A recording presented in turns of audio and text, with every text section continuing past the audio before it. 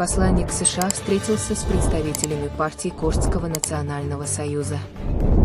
Посланник Соединенных Штатов Америки на севере и востоке Сирии, Николас Грингер, посетил штаб-квартиру партии Демократического союза в Камышло и встретился с представителями партии Курдского национального союза, ПКНС.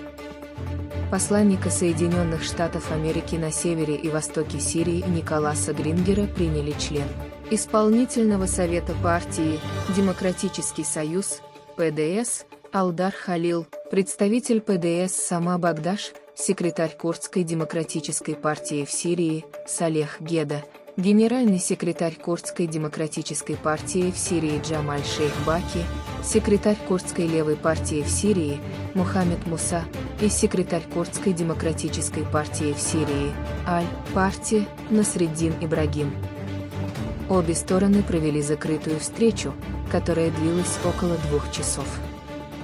Источник, присутствовавший на встрече, сообщил нашему корреспонденту, что обе стороны обсудили общую ситуацию в регионах Северной и Восточной Сирии, а также затронули ситуацию в оккупированном Турцией кантоне Африн.